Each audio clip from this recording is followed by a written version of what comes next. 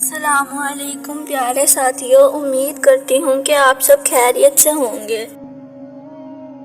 آج ہم سیرت النبی کا واقعہ لے کر حاضر ہوئے ہیں، جس کا عنوان ہے ماہ نبوت طلوع ہوا۔ حضرت ابن عباس کہتے ہیں کہ حضور نبی کریم صلی اللہ علیہ وآلہ وسلم اس دنیا میں تشریف لائے تو آپ کی آن والنال کٹی ہوئی تھی۔ آن والنال کو بچے پیدا ہونے کے بعد دایا کاٹتی ہے۔ آپ ختنہ شدہ پیدا ہوئے۔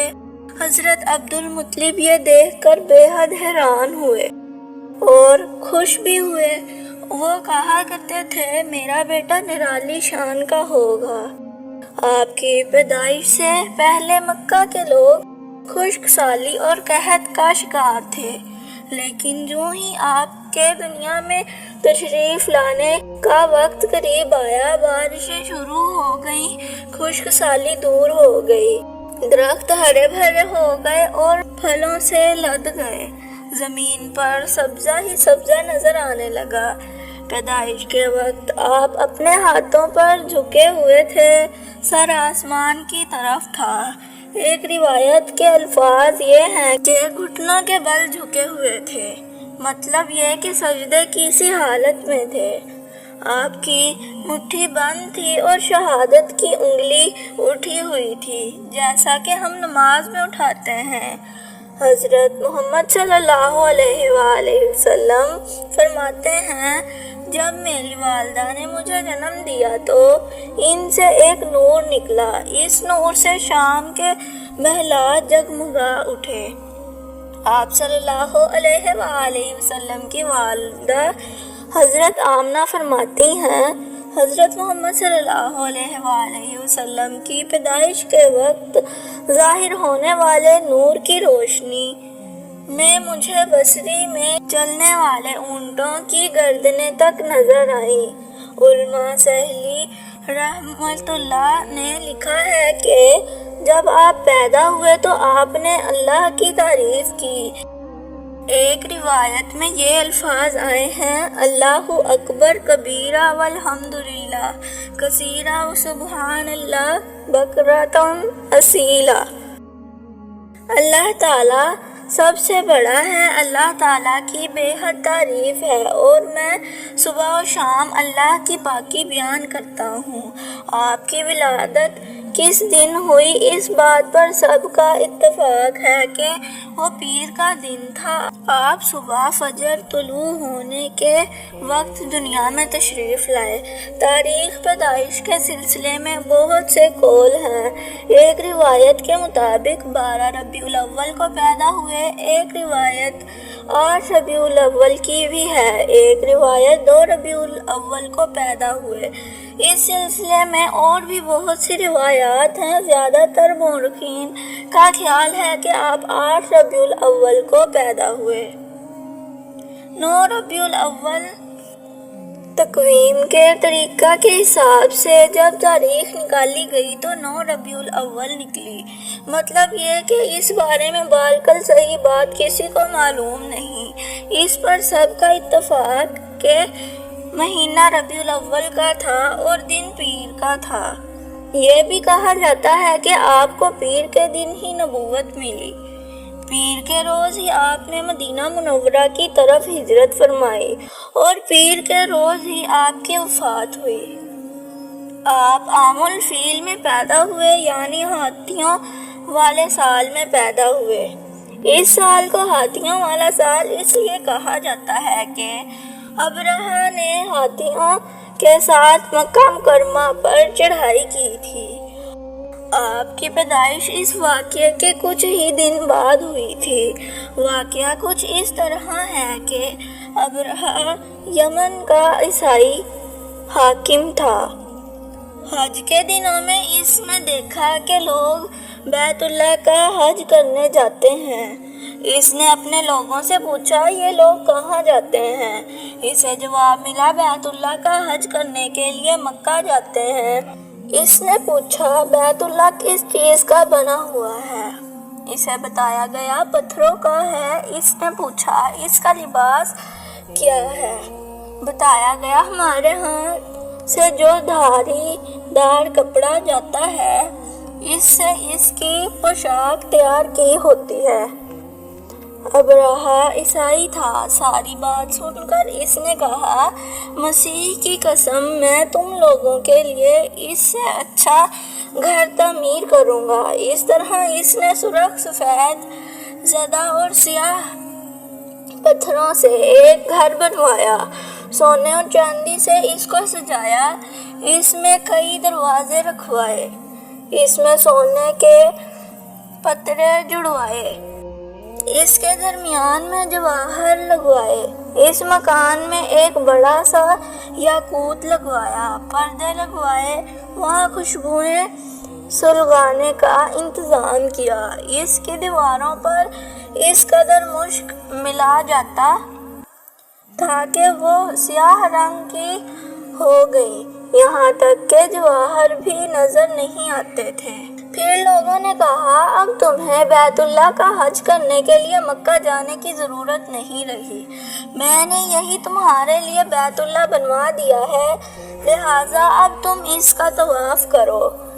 اس طرح کچھ قبائل کئی سال تک اس کا حج کرتے رہے، اس میں اعتکاف کرتے رہے، حج والے مناسک بھی یہیں ادا کرتے رہے۔ عرب کے ایک شخص نفیل خشمی سے یہ بات برداشت نہ ہو سکی، وہ اس مصنوعی خانہ کعبہ کے خلاف دل ہی دل میں کڑھتا رہا۔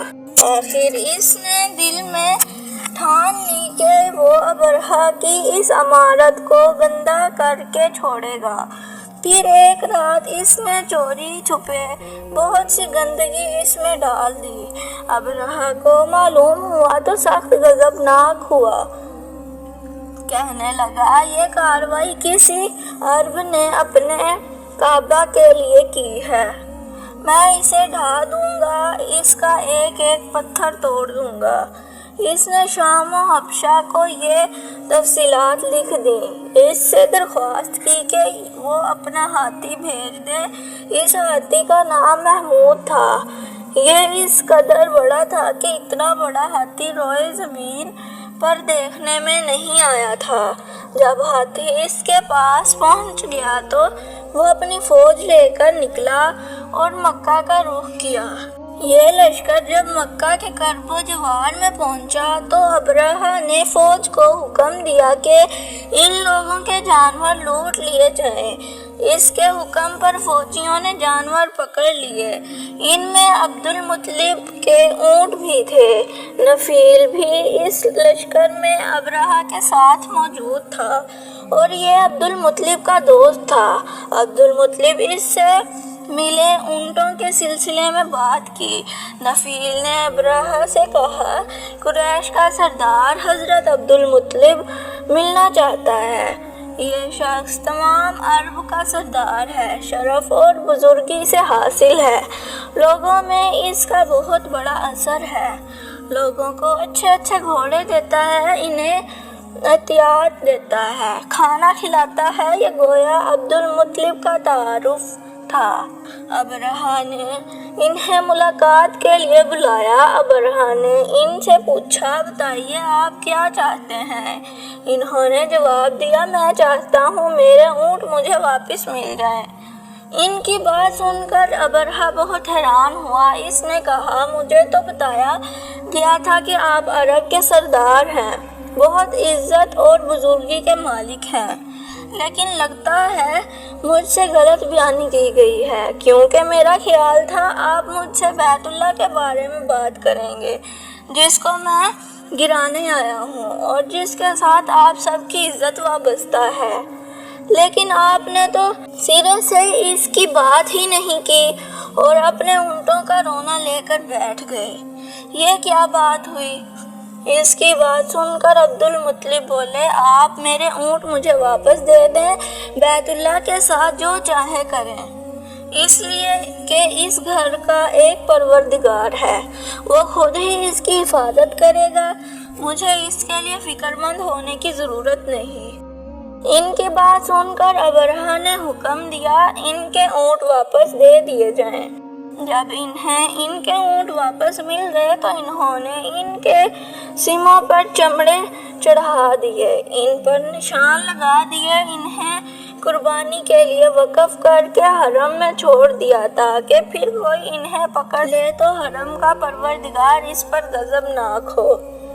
پھر عبد المطلب ہیرا پہاڑ چڑھ گئے، ان کے ساتھ ان کے کچھ دوست بھی تھے۔ انہوں نے اللہ سے درخواست کی، اے اللہ، انسان اپنے سامان کی حفاظت کرتا ہے، تو اپنے سامان کی حفاظت کر۔ ادھر سے ابرہہ اپنا لشکر لے کر آگے بڑھا، وہ خود ہاتھی پر سوار لشکر کے درمیان موجود تھا۔ ایسے میں اس کے ہاتھی نے آگے بڑھنے سے انکار کر دیا، وہ زمین پر بیٹھ گیا۔ ہاتھی بانوں نے اسے اٹھانے کی کوشش کی لیکن وہ نہ اٹھا۔ انہوں نے اس کے سر پر ضربیں لگائیں، آنکس چبھوئے مگر وہ کھڑا نہ ہوا۔ کچھ سوچ کر انہوں نے اس کا رخ یمن کی طرف کیا تو وہ فوراً اس طرف چلنے لگا۔ اس کا رخ پھر مکہ کی طرف کیا تو پھر رک گیا۔ ہاتھی بانوں نے یہ تجربہ بار بار کیا۔ آخر ابرہہ نے حکم دیا ہاتھی کو شراب پلائی جائے تاکہ نشے میں اسے کچھ ہوش نہ رہ جائے اور ہم اسے مکہ کی طرف آگے بڑھا سکیں۔ چنانچہ اسے شراب پلائی گئی لیکن اس پر اس کا بھی کوئی اثر نہ ہوا۔ دوستو، سیرت النبی کے اس واقعے کا پارٹ 2 سننے کے لیے ہمارے چینل کو لائک کریں، شیئر کریں، کمنٹ کریں اور سبسکرائب کریں۔ فی امان اللہ، اللہ حافظ۔